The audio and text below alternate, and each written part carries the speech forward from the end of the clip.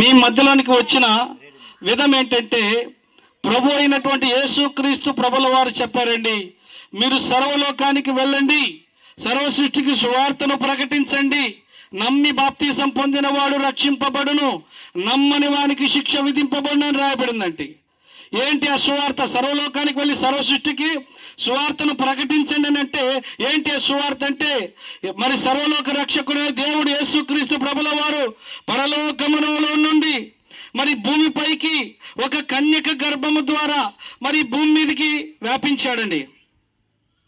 ఆయన కన్యక గర్భములో జన్మించి మరి 33.5 సంవత్సరాలు ఈ భూమిపైన జీవించి 3.5 సంవత్సరములు అద్భుతమైన పరిచర్య చేసి, కుంటి వారికి నడకనిచ్చి, గుడ్డి వారికి చూపునిచ్చి, దయ్యము చేత పీడింపబడుచున్నటువంటి వారికి విడుదల కలగజేసి, రోగము చేత బంధింపబడిన వారికి విడుదల కలగజేసి, తర్వాత మరి ఆయన మరణించాడండి మన పాపముల నిమిత్తమై, మన పాపముల నిమిత్తమై, శాపముల నిమిత్తమై మరణించాడండి. అందుకే దేవుని వాక్యం అంటుంది, పాపులను రక్షించుటకు క్రీస్తు యేసు లోకమునకు వచ్చానని రాయబడింది. అయితే మన పాపముల నిమిత్తమై ఆ కలువరి శిలువలో మరి మరణించాడండి. మనము చేసినటువంటి పాప తలంపులను బట్టి ఆయన తలకు ముళ్ళ కిరీటం పెట్టబడింది. మనము చేసిన చేతుల ద్వారా చేసిన పాపాన్ని బట్టి ఆయన చేతులకు మేకులు కొట్టబడ్డాయి. మనము కాళ్ళ ద్వారా పరిగెత్తి చేసిన పాపాన్ని బట్టి ఆయన కాళ్ళకు మేకులు కొట్టబడ్డాయి. మన పాపముల నిమిత్తమై ఆయన మరణించడానికి ఈ లోకానికి వచ్చాడండి. అందుకే వేదం సెలవిస్తుంది, సర్వలోక పాప పరిహార రక్త ప్రోక్షణం అవశ్యం తద్రక్తం పరమాత్మన పుణ్యదాన బలియాగ అంటున్నారు వేదం. సర్వలోకంలో ఉండే మానవుల యొక్క పాపాలన్నీ పోవాలంటే పరమాత్ముడే భూమి పైకి వచ్చి ఉచితంగా పుణ్యదానంగా మరి ఫ్రీగా రక్తాన్ని కార్చినప్పుడు మరి పాప విమోచన కలుగుతుంది మానవునికని దేవుని వాక్యం చెప్తుందండి.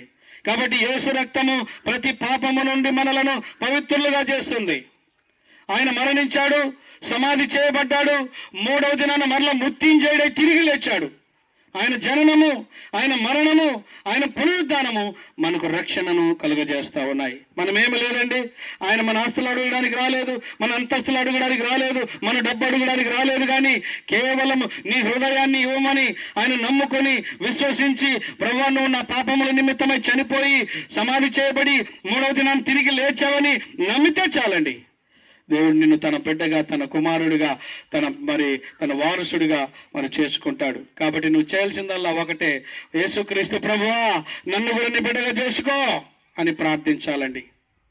ఆయన వాక్యం సెలవుస్తుంది, నా మాట విని నన్ను పంపిన వాని విశ్వాసం ఉంచేవాడు వాడు మరణములో నుండి జీవములోనికి దాటి ఉన్నాడని యోహాను గ్రంథంలో సెలవిస్తూ ఉన్నాడు. దేవుని మాట ఎవరైతే వింటారో వారికి విశ్వాసం కలుగుతుంది. ఎవరైతే వింటారో వారికి రక్షణ, ఎవరైతే విని విశ్వసిస్తారో వారికి పరలోక రాజ్యం. కాబట్టి నమ్మండి, యేసుని నమ్మండి, నరకాన్ని తప్పించుకోండి. భయంకరమైన నరకం ఉందండి. మనం అనుకుంటాం మన ధర్మాలు, మన దాన ధర్మ కార్యాలు మనల్ని మోక్షాన్ని చేర్చుకుంటాయి అంటున్నాం. మా దేవుని వాక్యం అంటుంది, మన నీతి క్రియలు ఆయన ఎదుట మురికి పీలికలు అంటున్నారు. కాబట్టి నీతి క్రియలు కాదండి, మన కోసం, మన పాపముల కోసం రక్తము కార్చిన యేసుక్రీస్తునందు విశ్వాసం ఉంచితే నీవు నిత్య జీవము కలిగిన దానవు, నిత్య జీవం గలవాడు అవుతావు. కాబట్టి దేవుడి మాటలు దీవించి ఆశీర్వదించును గాక. కళ్ళు మూసుకొని ప్రార్థన చేసుకుందాం.